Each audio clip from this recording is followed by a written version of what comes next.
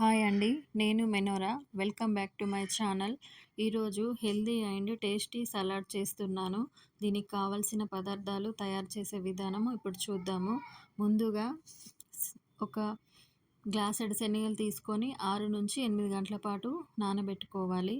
నానబెట్టుకున్న శనగలను ఇక్కడ చూపిస్తున్నట్టుగా ఒక జల్లెడలో వేసి నీరు లేకుండా చూసుకోవాలి. దీనికి కావాల్సిన పదార్థాలు ఇంకా క్యారెట్ తురుము, కీరా తురుము, ఉప్పు, పెరుగు, పుదీనా, కొత్తిమీర, ఉ ఉల్లిగడ్డ ముక్కలు, పెప్పర్ పొడి, టమాటా ముక్కలండి. ముందుగా ఒక బౌల్ తీసుకొని 6-8 గంటలు నానబెట్టుకోవాలని శనగలు చెప్పాను కదండి. నేను 6 గంటలు నానబెట్టుకున్నాను. దాంట్లో కీరా తురుము వేస్తున్నాను.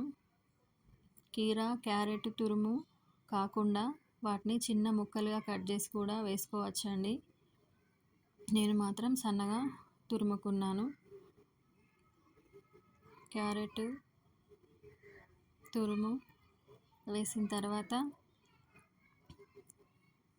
చిన్నగా కట్ చేసి పెట్టుకున్న ఉల్లిగడ్డ ముక్కలు కూడా వేస్తున్నాను. తర్వాత టమాటా ముక్కలు వేసుకోవాలండి. టమాటా ముక్కలు వేసుకున్న తర్వాత సన్నగా పుదీనా, కొత్తిమీర కట్ చేసి పెట్టుకున్నానండి. అవి కూడా వేస్తున్నాను. పుదీనా, కొత్తిమీర వేసిన తర్వాత పెరుగు వేసుకోవాలి. పెరుగు వేసిన తర్వాత రుచికి సరిపడినంత ఉప్పు వేసుకోవాలి. ఉప్పు వేసిన తర్వాత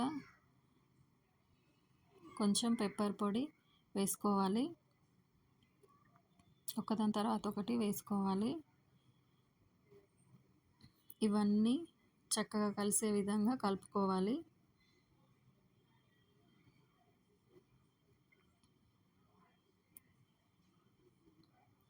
అంతే అండి, రుచికరమైన సలాడ్ రెడీ అయ్యింది.